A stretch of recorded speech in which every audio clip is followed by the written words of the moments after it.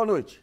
O programa Brasileiras.org discute hoje o papel da Petrobras na cadeia produtiva de petróleo e gás natural. Não há como negar a importância da companhia, que com a descoberta do pré-sal permitiu ao Brasil conquistar a liderança global em descobertas de novas reservas, segundo o levantamento da consultoria internacional e HSC. Mas hoje a Petrobras passa por um momento delicado, capaz de comprometer as conquistas que a companhia alcançou na exploração de combustíveis fósseis e do estímulo à criação de empresas de apoio que fazem parte da cadeia de produção do setor de petróleo. Para discutir esse tema, contamos com a participação do presidente do Conselho de Óleo e Gás da Associação Brasileira de Máquinas e Equipamentos, o César Prata, do economista-chefe da Austin Rating, o Alex Agostini, e em Brasília do pesquisador do Instituto de Pesquisa Econômica Aplicada, o José Mauro Moraes, autor do livro Petrobras, uma história de explorações de petróleo em águas profundas e no pré-sal. E também contamos com a colaboração da jornalista Sara Kines, que irá selecionar as perguntas encaminhadas pelo portal Brasiliana.org. Nesse primeiro bloco, vamos falar dessa cadeia produtiva de petróleo e gás no Brasil. Eu queria ver com o César Prata. César, hoje em dia, quais setores aí de máquinas e equipamentos que estão envolvidos com a cadeia de petróleo e gás? Boa noite, Nassif. Hoje a cadeia produtiva é muito grande, tem uma história. O Brasil tem tradição nessa área, né? A Petrobras completou 60 anos agora e a cadeia produtiva tem mais ou menos essa idade. A Petrobras teve momentos onde ela estimulou, fomentou a formação da indústria local e hoje é uma indústria importante. Você perguntou de setores, né, assim, onde está desenvolvido. O petróleo é um setor que envolve uma diversidade de materiais muito grande, né? Então, por exemplo, quando você pega uma plataforma de petróleo, ali dentro você tem equipamentos, válvulas, tubos, caldeiras, mas você tem também camas, cozinhas, banheiros, quer dizer, a diversidade de materiais que vai num empreendimento desse é total, né? Acaba abrangendo tudo quanto é material e envolve a economia inteira, né? Ou seja, tem não só indústrias pesadas trabalhando, mas tem gente mexendo com tintas, solventes ou plásticos e madeiras em lugares extremos do Brasil. Quer dizer, realmente é um setor que ele mexe com a economia como um todo. Eu queria ver com o Alex. Alex, dentro do mercado, assim, quais setores que são afetados, para bem ou para mal, com os problemas e os avanços da Petrobras? Olha, Nassif, de uma forma geral, hoje você tem, como o César até antecipou, diversos setores afetados. Eu acho que um bem grande hoje afetado, o setor de logística, o setor imobiliário. O setor estaleiro, por exemplo, no Rio Grande, hoje demitiu mais de 10 mil pessoas. Então, o setor imobiliário na região está sendo afetado, as pessoas fizeram investimento esperando, em 2011, esperando ter aí uma explosão por conta, explosão no bom sentido, não é? O da indústria naval, né? Isso, da indústria naval, e não houve. A questão do pré-sal ainda patinando um pouco.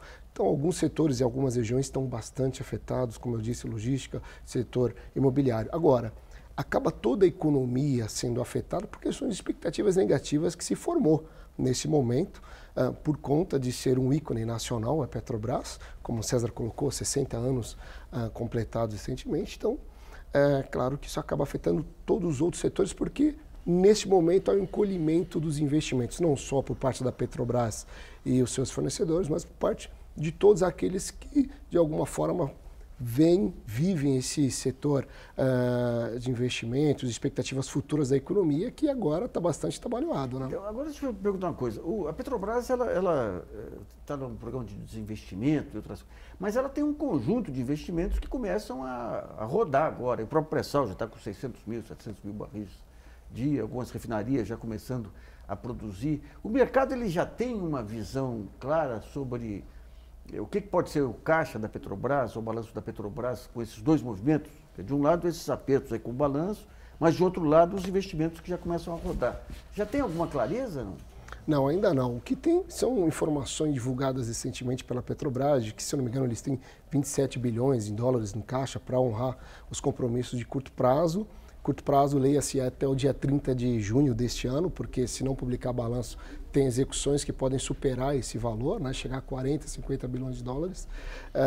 Mas há uma expectativa no mercado muito grande e sabe-se no mercado que a Petrobras tem competência sim para voltar a ter fluxo de caixa positivo.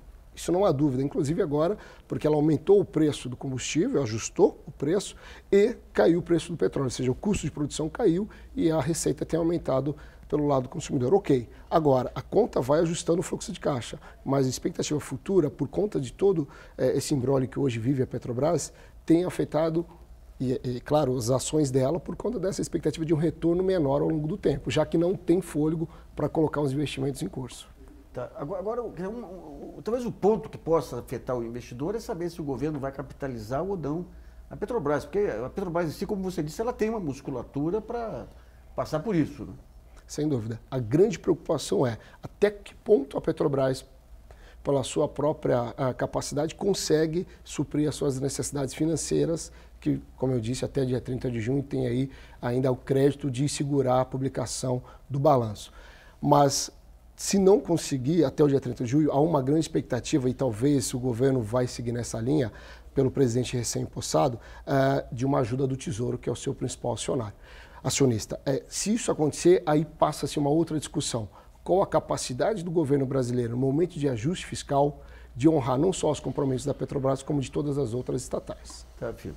Bom, vamos ao Zé Mauro Moraes, lá em Brasília. Zé Mauro, do ponto de vista de inovações tecnológicas aí, o que o Brasil avançou nesses anos agora com o pré-sal e com os novos desafios aí de águas profundas?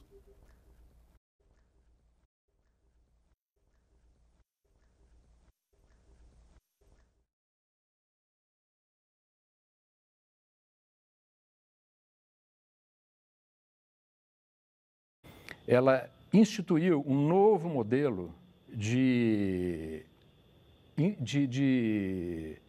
investimentos na área do pré-sal, chamado redes temáticas. Com essas redes temáticas, a Petrobras entrou em negociação com diversas universidades e passou a transferir recursos para que essas universidades investissem em laboratórios, etc. Todos eles dedicados a pesquisas e desenvolvimento segundo as necessidades do pré-sal.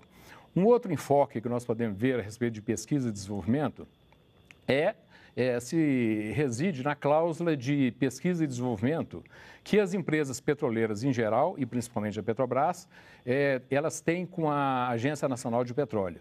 Todas as empresas petroleiras que produzem em campos com alta produtividade têm que investir anualmente 1% da receita bruta que elas têm com os campos de petróleo com alta produtividade.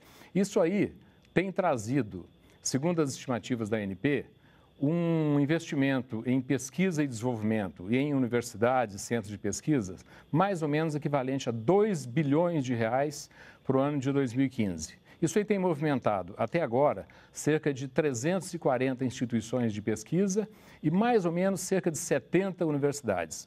Todas essas instituições de pesquisa, essas universidades, estão recebendo recursos, seja da Petrobras, seja das outras grandes empresas petroleiras que começam a investir e a produzir no setor petrolífero brasileiro e principalmente no pré-sal. Então, é um grande conjunto de investimentos que começa a dar resultado no pré-sal e sem esquecer também os grandes centros de pesquisas que foram implantados na Ilha do Fundão por parte das empresas petrolíferas que fornecem equipamentos e serviços em geral para o setor de petróleo no Brasil. César, de que maneira que essas pesquisas aí, que o setor privado, o setor de máquinas e equipamentos, se insere nesse modelo de pesquisas e inovações tecnológicas?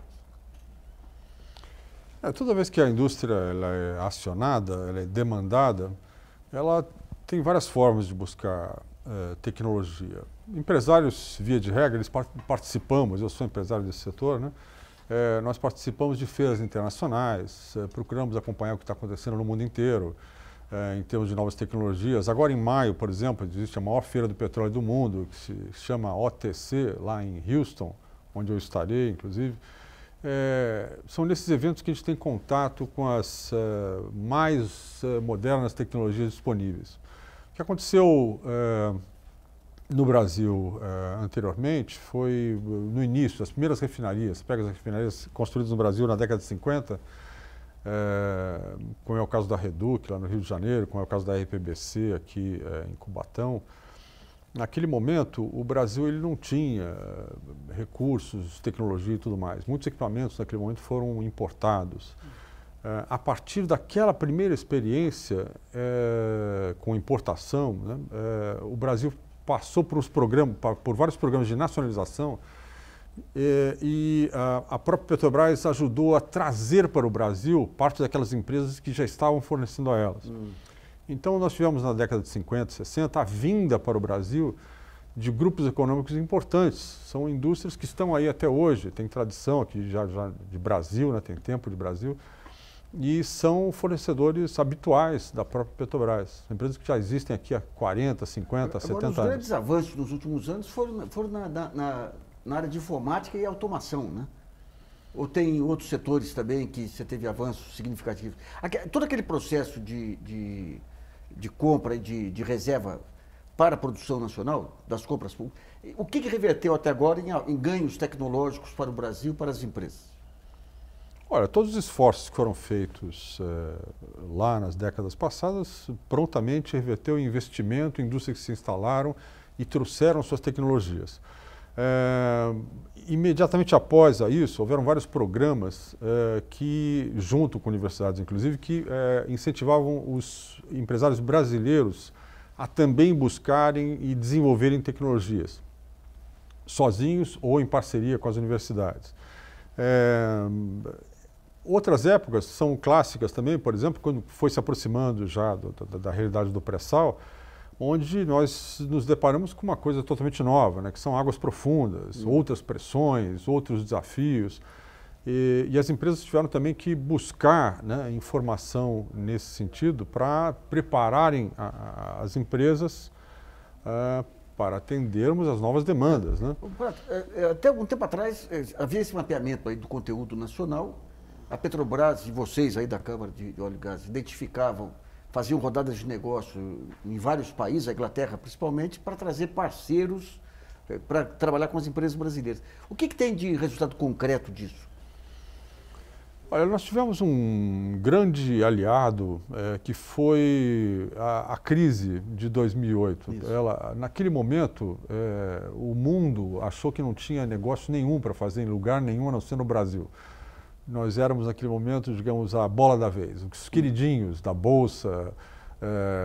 Quando aparecíamos para palestrar em qualquer lugar, sempre aparecia um monte de gente para assistir, estavam super interessados. Imagina os europeus, principalmente, que estavam com o mercado nulo, de repente, né, a Europa implodindo, não havia negócios nem possibilidades. Então, eles viam no Brasil assim, uma grande oportunidade. Eu lembro que a gente recebia comitivas imensas de empresários, vinham assim toda semana, tinha aquela fila de empresários, vinham com o ministro de Estado e se enfileiravam nas nossas associações para contato. Eles precisavam de informação do mercado, queriam saber o que estava acontecendo, o tamanho do mercado, eles já vinham com muitas informações também e buscavam parcerias. Então, por quê? Porque sabiam também que para cuidar, atender um mercado local, ainda mais o Brasil, que ele é um país complexo para o empresário, né, porque tem uma estrutura tributária complexa, difícil e tudo mais. Então, muitas vezes é melhor um sujeito para entrar no Brasil, ele entrar se associando a alguém que conhece todas as mazelas locais. E né? rendeu frutos essa... Sim, com certeza. Então, naquele primeiro momento, né, pós-crise, 2009, por exemplo, foi o auge de empresas virem buscar parcerias ou se instalarem isoladamente aqui no Brasil, investirem, comprarem estaleiros, construírem estaleiros, né, empresas também. E isso durou, 2009, 2010, mas teve aqui esse momento específico, que foi assim marcante, né?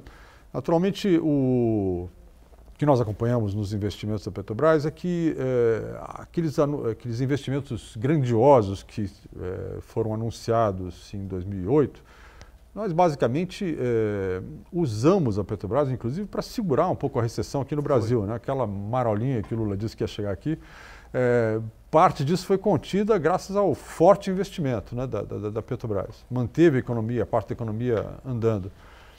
Só que nos anos seguintes, quando foi chegando em 2010 e 2011, fomos caindo assim, digamos, na real, né? Porque não era possível tocar todos aqueles projetos ao mesmo tempo e houve uma certa adequação, né? Uma desaceleração, né? do ritmo, houve uma troca de comando nessa ocasião, né? Sai um presidente da Petrobras, entra um outro, entra um novo governo também, né? E nesse momento houve uma pequena desaceleração. Isso gerou um pequeno descompasso na indústria, que foi o seguinte: em 2008 e 2009 anunciaram um grande investimento, né? E era um anúncio assim bem feito, né? Vinha o presidente Gabrielli, por exemplo, numa palestra qualquer, dizia o seguinte: olha, nós vamos gastar 100 bilhões de reais por ano pelos próximos 5 anos, sendo que 30%, 40% disso são equipamentos e máquinas, e nós vamos praticar um conteúdo local de 65%. Pronto, então já sabemos, né, quanto tem de equipamento. Visibilidade aí, né? Então as empresas se prepararam para atender isso, né? Investiram, cresceram, modernizaram, buscamos tecnologia e tudo mais. Mas quando chegou 2011, mais ou menos, aí caímos numa realidade que foi um pouco difícil para nós. Realmente, naquele momento, a Petrobras desacelerou um pouquinho e as nossas fábricas, elas ficaram um pouquinho superdimensionadas para o mercado. Começou a sobrar fábrica, que é uma coisa ruim, né? É difícil você planejar a produção, né? Você tem que ter um horizonte de longo prazo. O Brasil ser um hub para exportação de tecnologia, tudo ainda não estava madura.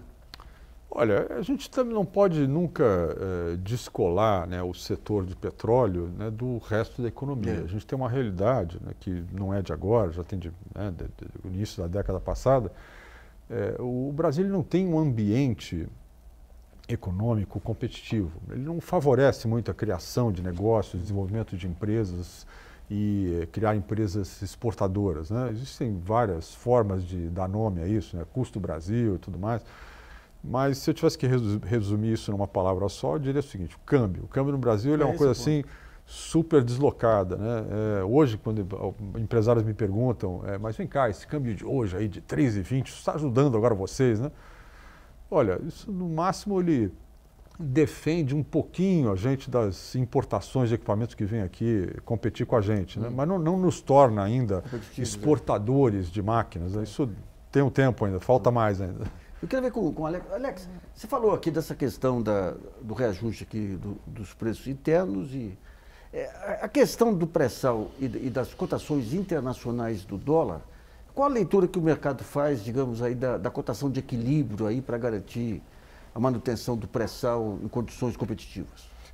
Essa é uma discussão que, dependendo da escola que tu acha que 3,20 é o de equilíbrio. Chegamos em agosto de 2008 com 1,56 do câmbio.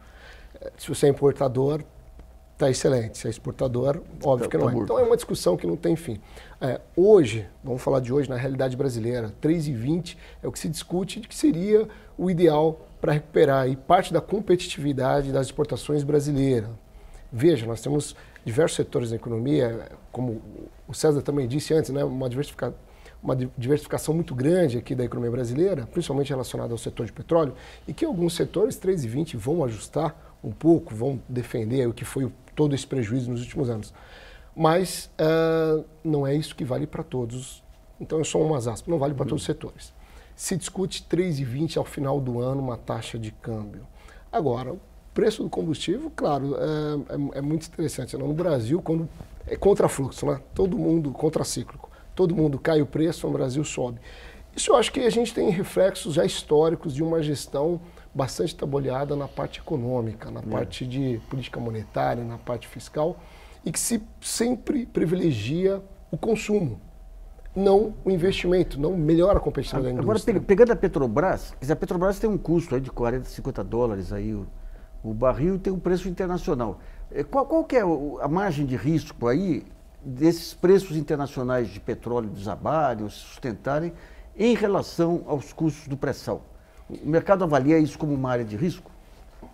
Olha, olhando hoje a economia global, não tem informações se eles avaliam isso como um ponto de risco. Não, o que se tem informações e análise é que a Petrobras tem capacidade de conseguir gerar fluxo de caixa positivo. Tá. Ok. Agora, o que se tem eu acho que o mercado global está muito confuso para entender o que está acontecendo na China. Tá. E isso está tendo um descolamento dos preços de produção e de consumo. Eu acho que isso ainda vai demorar um tempo para se ajustar. Eu acho que $58 o barril não é o preço que veio para ficar. Acho que vai voltar para os $100 em breve. Tá, filho. O César está... Sobre esse problema do custo de produção, talvez o Zé Mauro concorde comigo, o custo de exploração do petróleo no pré-sal ele não é uma coisa só. Hoje, quando a gente fala de custos de exploração, existem muitos campos, né, de petróleo dentro do pré-sal. Então, hoje, por exemplo, tem campos onde você consegue colocar, fazer 8 poços, vamos supor, colocar lá as árvores de Natal, aquele equipamento submarino que vai lá no fundo do mar, e juntar esse equipamento todo bombeando por uma plataforma só que vai processar 80 a 100 mil barris por dia. Esse poço, por exemplo, esse campo, ele provavelmente não vai ser viável economicamente dentro desse patamar de custo. Ele é muito caro. Mas existem outros campos, por exemplo, que foram leiloados recentemente, inclusive, onde você vai colocar 20, 30 cabeças de poços ligados a uma plataforma enorme de 180 mil barris por dia. Já estão projetando plataforma de 300 mil barris por dia agora.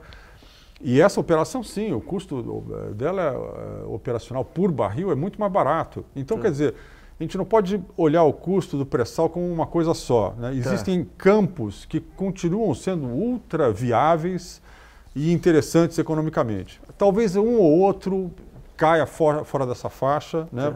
Por serem campos assim não tão interessantes. Eu queria ver com o Zé Mauro, até que ponto, de que maneira que a tecnologia, as novas tecnologias estão barateando essa prospecção no pré-sal. Você tem alguma análise de curva aí de custo ao longo dos últimos anos? Olha, na verdade, eu concordo com o César que não existe um problema, na verdade, com relação ao custo do petróleo a $50, tá? O custo de extração da Petrobras está em torno de $15 o barril, de extração somente, né?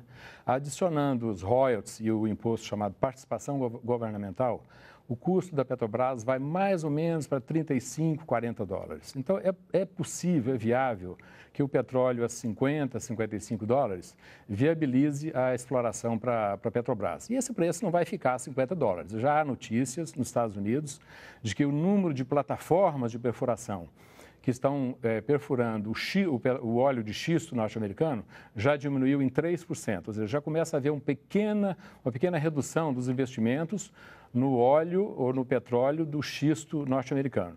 A tendência é que esse preço se eleve um pouco mais e viabilize ainda mais as condições de exploração da Petrobras no pré-sal, que há um fator muito importante que barateia o custo médio de produção, que é a alta produtividade dos poços de petróleo. Cada poço hoje no pré-sal está produzindo, em média, 20 mil barris por dia, o que é uma quantidade enorme, muito alta.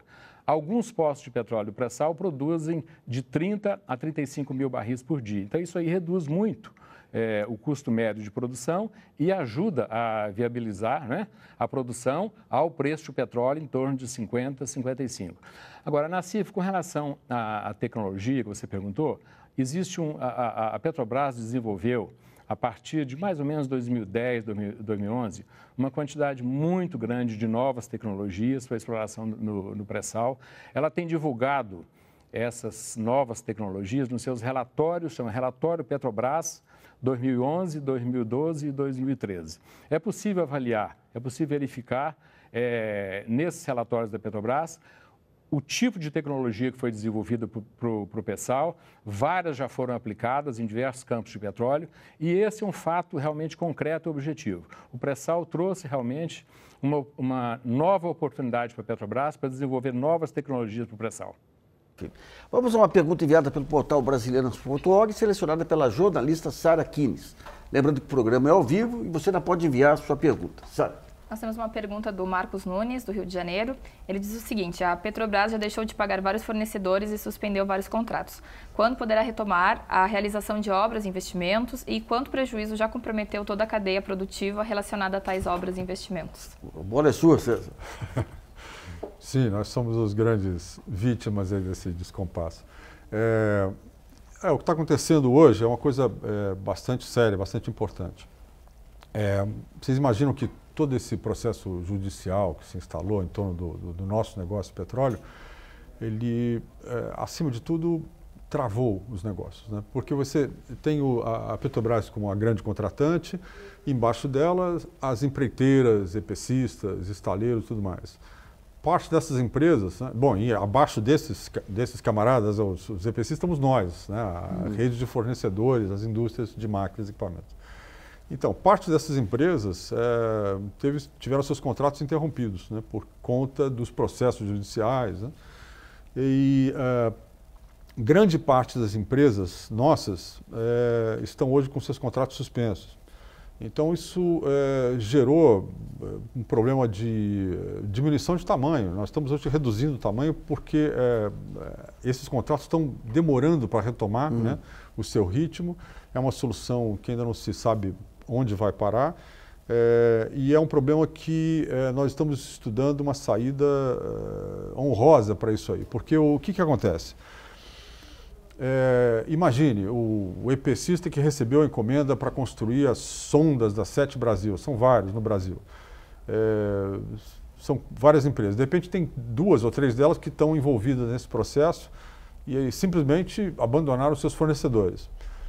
Os empreendimentos em si, esses que estavam lá sendo tocados, as plataformas, as sondas e tal, elas precisam desse equipamento. Muitos desses equipamentos estão prontos nas nossas fábricas, pintados nos pátios lá, esperando para entregar, mas não tem para quem entregar, porque eventualmente o nosso contratante quebrou, faliu, fechou, está em recuperação judicial. Isso é uma situação bastante desconfortável, mas a gente sabe que tem um pulo do gato aí que a gente precisa junto pensar com a Petrobras. O equipamento ele é necessário para a Petrobras no empreendimento que ela está construindo. Ela sabe disso, nós sabemos disso.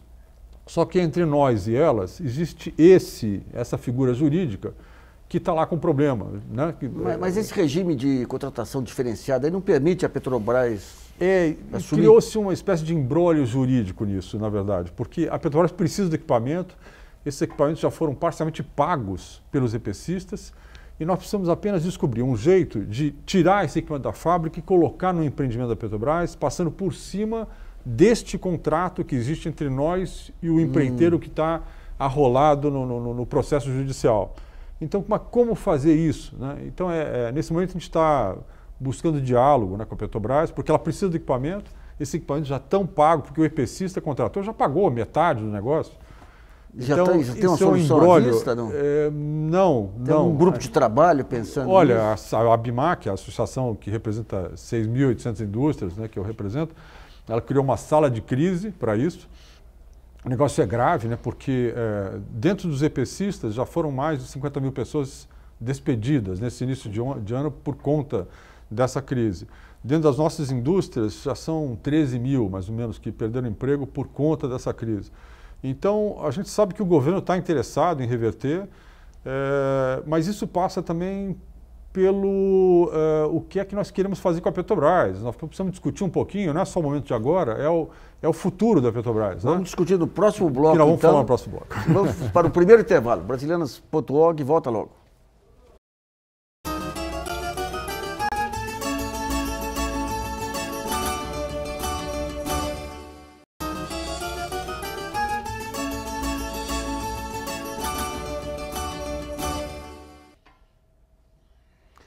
Voltamos a apresentar o programa Brasilianas.org, que discute hoje a cadeia produtiva de petróleo e gás no país. Nesse segundo bloco, vamos falar também do que se espera para a Petrobras a partir dessa crise e das reestruturações que estão a caminho. Eu queria ir para Brasília com o José Mauro Moraes. José Mauro, como que você vê o futuro da Petrobras aí depois da tormenta aí?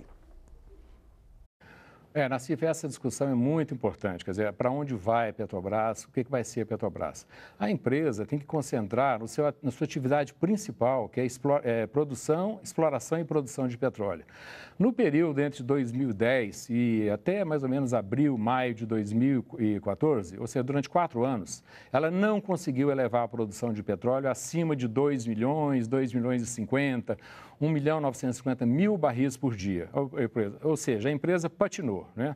Mas quando chegou agora em maio de 2014, a produção de petróleo começou a subir todos os meses seguidamente, até alcançar alcançar um aumento de produção em 2014 de mais ou menos 5,3%. Um pouco abaixo do que a Graça previa, mas conseguiu um aumento bom que não ocorria nos últimos 4 anos, né? Então, veja bem, a Petrobras tem hoje problemas contábeis, né? Problemas financeiros, ela tem que resolver o problema do balanço, né?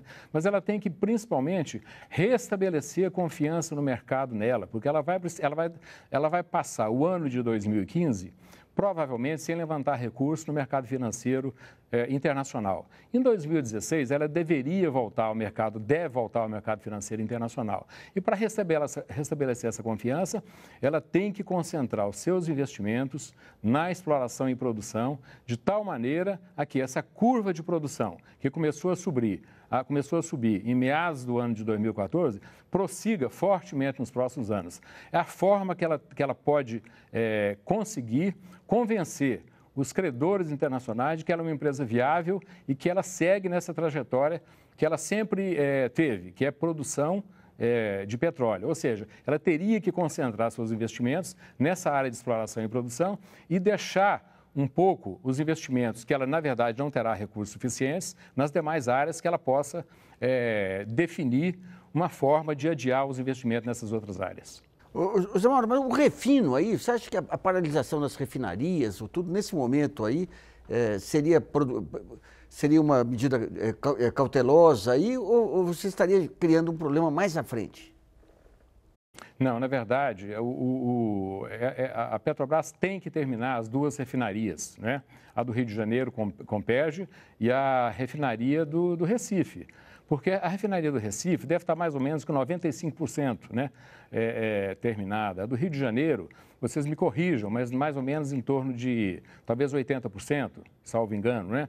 Ou seja, ela tem que terminar essas refinarias. Outros investimentos, ela tem que realmente diminuir seus investimentos. E tem que também entrar firme num programa de desinvestimentos para conseguir recursos, né, para aplicar em exploração e produção e nessas 2 refinarias que precisa terminar. Porque, na verdade, o Brasil está importando muito combustível, né? Passou a importar muita gasolina, passou a importar muito óleo diesel, ou seja, o Brasil que durante mais ou menos 60 anos perseguiu com afinco esse objetivo de ter autossuficiência, tanto na produção de petróleo quanto na produção de combustíveis, começou a perder com essa política que foi desenvolvida a partir de 2005, 2006, de incentivar o consumo, né, de gasolina e de diesel, mantendo um preço muito baixo, abaixo do mercado internacional e, na verdade, proporcionando um subsídio aos consumidores. Então, o Brasil reverteu um pouco esse subsídio aos consumidores, passou a dar lucro à Petrobras, se bem que agora o lucro está diminuindo, com o dólar a 3,20, na verdade já está superando, né, o lucro que a Petrobras tinha na importação e na venda no mercado interno de diesel e gasolina. Mas é isso, a Petrobras tem que realmente avançar um pouco nessa área de refino, porque o aumento brasileiro no consumo de derivados está sendo muito forte.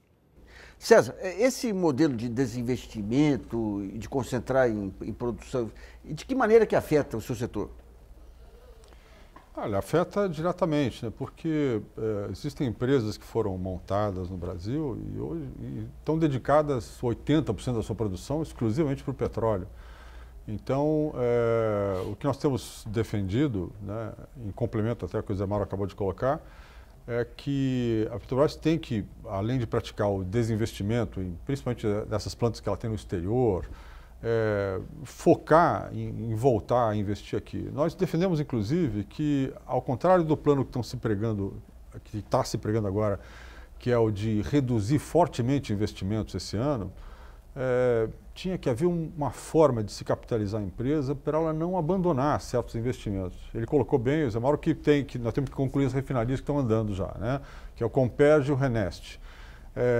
Essas refinarias estão bastante avançadas, falta pouco para concluí-las, né? Quer dizer, tem que andar com esses investimentos, elas são fatores de produção importantes, né, de combustíveis. Mas nós achamos ainda que precisava criar-se uma forma de capitalizar a empresa tentou-se isso com a cessão onerosa recentemente, não deu muito certo.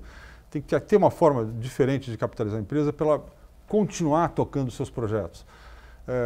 O que nós calculamos hoje é que se a Petrobras simplesmente não investir, não continuar investindo em novos projetos, talvez o caixa da empresa se estabilize, resolva rapidamente, ela volte em 2016 a investir. Só que o Brasil não vai para frente, né? Vai faltar tudo, vai faltar combustível, lubrificante, vai faltar tudo, né? Quer dizer, nós vamos virar fortíssimos importadores de matérias que nós sempre tivemos aqui. Então, quer dizer, esse conceito de resolver o caixa da Petrobras simplesmente cortando investimento, para nós não é a saída natural. E nós tínhamos que dar capacidade para a empresa para ela voltar a investir, né? Os problemas seria aporte do Tesouro. Olha, pode ser Tesouro ou criar um ambiente que favoreça o investimento externo ou de capitais. Naturalmente, como bem mencionou o Alex aqui, existe a falta de confiança do mercado hoje, né? O valor das ações mostra isso, né? Mas precisava se criar uma forma de capitalizar a empresa para voltar a empresa. Porque uma coisa é simples, Nassif, é o seguinte, se parar de investir agora, o caixa dela conserta rápido, mas vai estragar o país inteiro, que vai faltar tudo quanto é combustível nesse país. Alex, aquela cessão de um campo lá para a Petrobras, em que mudou a situação financeira dela, capacidade de alavancagem e tudo mais? Deu algum resultado? Olha, não cheguei a avaliar detalhadamente essa situação. O que se discute que ela poderia fazer é se desfazer de alguns ativos lá fora, o César até comentou agora, vender alguns ativos no exterior, recomeçar, não tem jeito. Falaram já da possibilidade de fazer uma segunda emissão de ações, parte do princípio que a ação está a R$ 8, R$ 9, longe daqueles 37, e vai começar a se reconstruir a partir de agora. Não pode deixar de investir, sem dúvida alguma.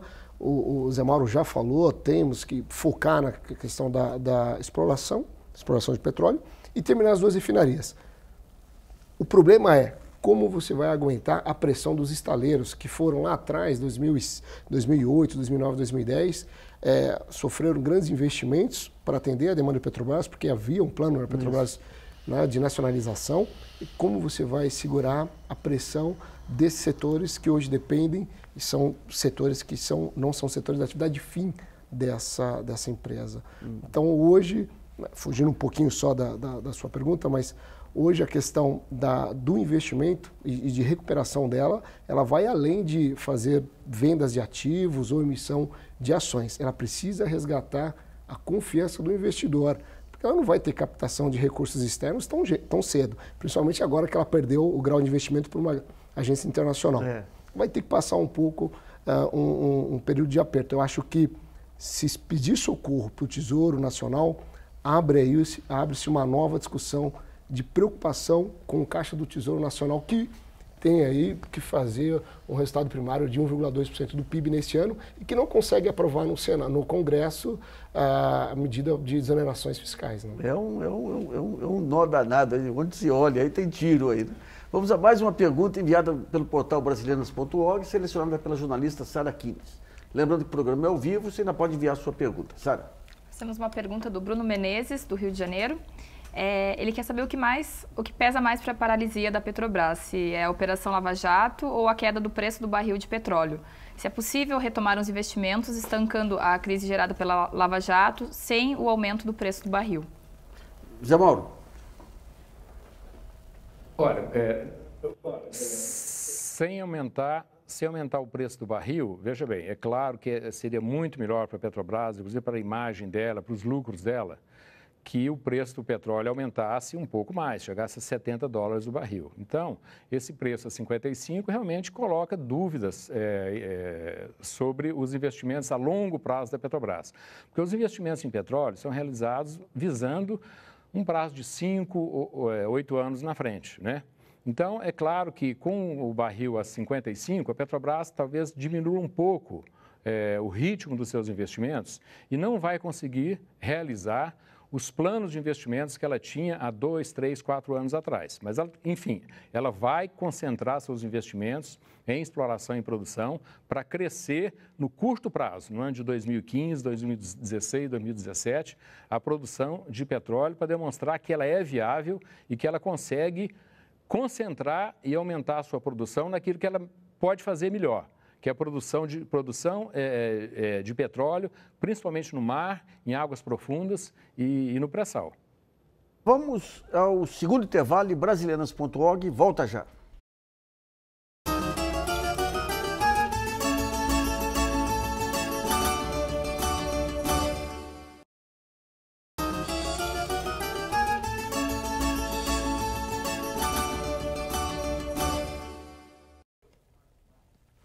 Voltamos a apresentar o programa Brasilianas.org sobre a cadeia produtiva do petróleo e gás natural no Brasil. Nesse último bloco, vamos falar das barreiras tecnológicas e comerciais nesse setor, mas principalmente nas formas, nas saídas para tentar separar a Petrobras dos problemas da Lava Jato e iniciar a recuperação da empresa. César, o que você sugere aí do ponto de vista dos industriais?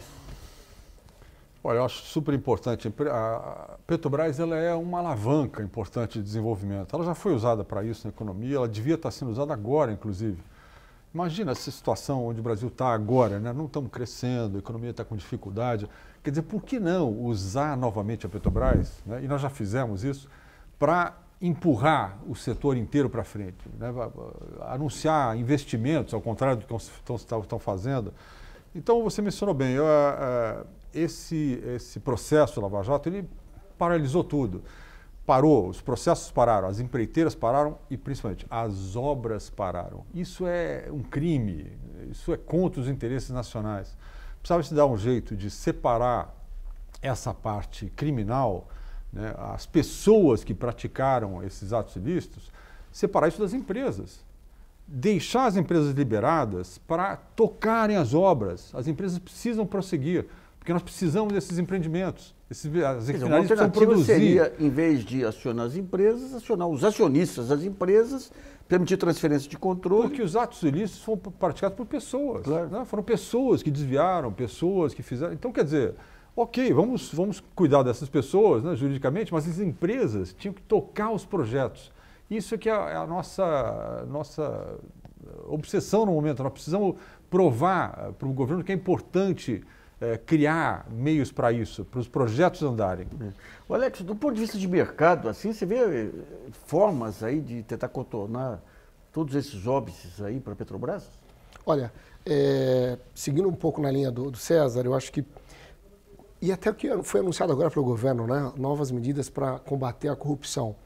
Se você consegue deixar de forma bastante clara, objetiva, quais são as punições das pessoas envolvidas com isso, você deixa a vida da empresa seguir e foca nas pessoas e pronto, não para o país. Até porque essas grandes empreiteiras, elas estão envolvidas também com concessões de rodovias, de energia, então tem todos os outros problemas que, se listar aqui, vão ficar a noite inteira.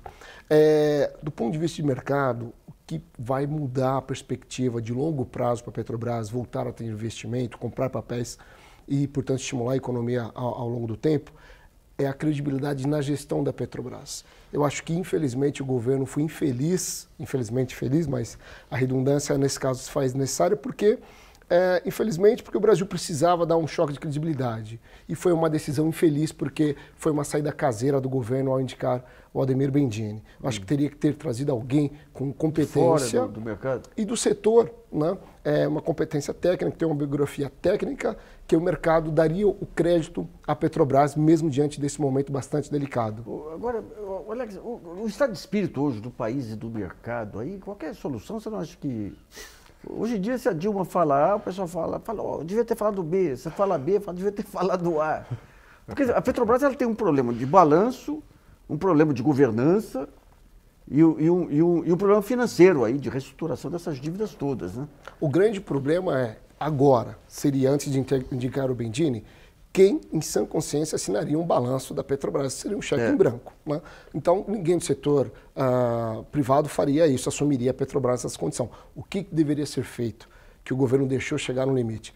Petrobras, com a Graça Foster, assina o balanço, junto com a Price, ou adota-se uma outra auditoria, divulga-se o balanço, as claras, independente do tamanho do problema, reconhece o prejuízo e aí inicia uma nova vida. O problema é que o governo ficou sempre tentando... 6 meses, 8 meses aí, porra. E até agora nada. Mas só para a gente tentar entender um pouquinho a parte de balanço. Uma coisa é fazer aquele ajuste de balanço em função das expectativas de retorno financeiro e tudo mais.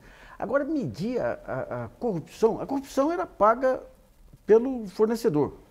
Tem maneira técnica aí de você medir corrupção e lançar no balanço? Não, olha, é muito difícil. Na verdade, a auditoria ela vai pegando quais são as deficiências de caixa com os pagamentos que foram ocorridos, né? Saiu muito mais do caixa do que se honrou como uma nota fiscal de pagamento.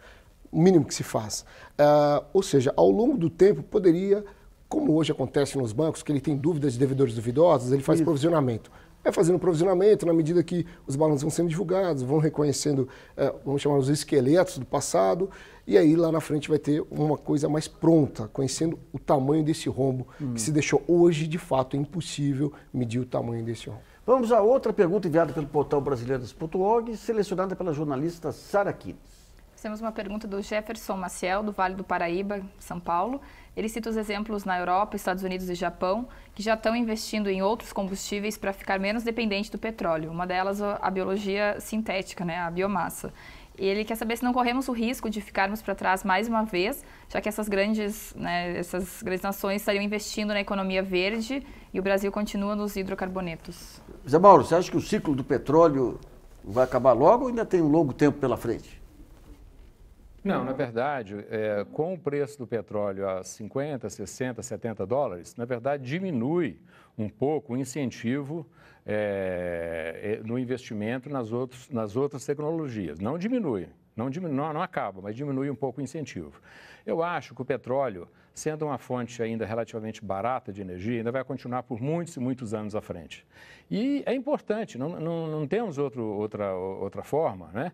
Porque nós não podemos substituir essa quantidade enorme de energia que provém do petróleo, que representa hoje mais ou menos 35% da matriz tecnológica mundial, vem do petróleo, né?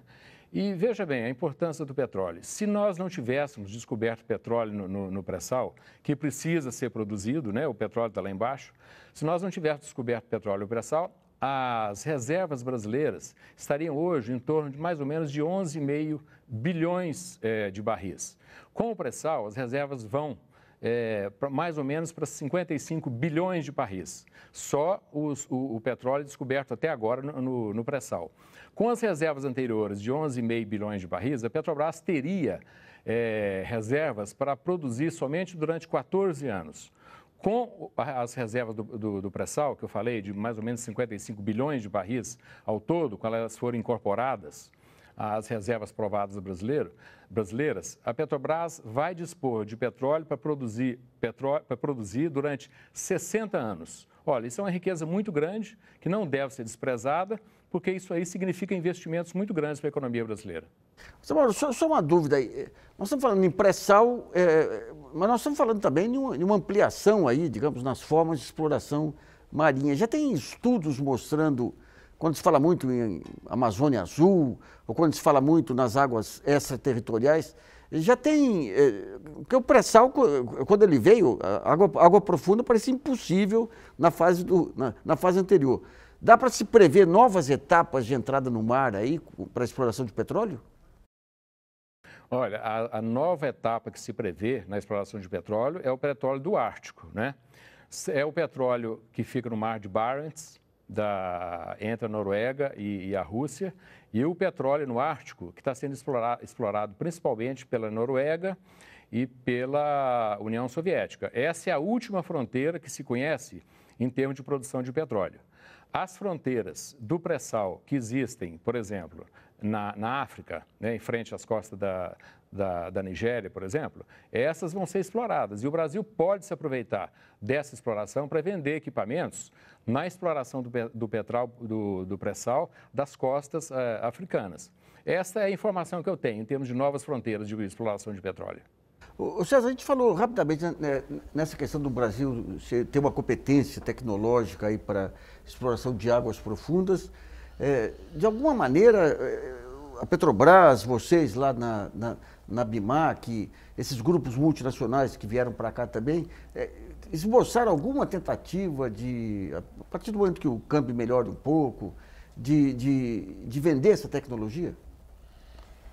Olha, existe uma coisa que o Brasil está tomando a dianteira agora, que eu acho que vai ser o futuro da exploração do pré-sal, é o seguinte, hoje nós temos esse modelo convencional, né? Furamos os poços ultraprofundos, em águas profundas, existem as cabeças de poço, árvores de Natal, isso tudo estão ligados umbilicalmente a uma plataforma que tem zilhões de equipamentos lá em cima para processar o petróleo. Há uma tendência tecnológica desses equipamentos que estão na plataforma descerem e irem para o fundo do mar. Então, cada vez mais, os equipamentos ficarem lá junto das cabeças de poços, né? Os equipamentos pesados, inclusive. Isso é um desafio muito grande, porque as pressões lá embaixo são muito elevadas. Mas há uma tendência futura, que já se discute, já se estuda bastante no momento, aqui no Brasil, inclusive, de transferir grande parte dos equipamentos das plataformas para o fundo do mar, onde você quase não teria mais a plataforma de petróleo. Você pode eventualmente processar todo o petróleo lá no fundo do mar e bombear por redes submarinas, inclusive, já para a terra dali e eventualmente nem ter a plataforma mais. Já se fala também, eventualmente, manter a plataforma só para gerar energia necessária para isso tudo. Mas o que nós percebemos hoje é que o escopo, né, que se vê nesse momento da plataforma de petróleo, que é um negócio que custa $1 bilhão, parte desse escopo se transferir cada vez mais para o fundo do mar, e é nesse caminho que o Brasil está caminhando tecnologicamente. Tem muitas empresas trabalhando em consórcio aí, não? Sim, existem muitas empresas que já são especialistas em equipamentos do fundo do mar. A Petrobras tem um centro de excelência em engenharia que é uma referência mundial, que é o CEMPES. Existem cabeças pensantes que são brilhantes lá. Então, existe um conjunto de engenharia no Brasil que está bastante adiantado nisso. São pessoas que estão olhando, né, o futuro distante do pré-sal. Bom, o programa Brasilianos.org sobre a cadeia produtiva do petróleo e gás do Brasil termina por aqui. Eu agradeço a participação do presidente do Conselho de Óleo e Gás da Associação Brasileira de Máquinas e Equipamentos, o César Prata, do economista-chefe da Austin Rating, o Alex Agostini, e do pesquisador do IPEA e autor do livro Petrobras, uma história de explorações de petróleo em águas profundas e no pré-sal, José Mauro Moraes. E também agradeço a colaboração da jornalista Sara Quines e de você que nos acompanhou em mais essa edição. E lembre-se, você pode continuar colaborando enviando sugestões, textos e vídeos para o portal brasilianas.org. Esse espaço aqui também é seu. E voltamos na próxima segunda-feira, às 8 horas da noite. Até lá!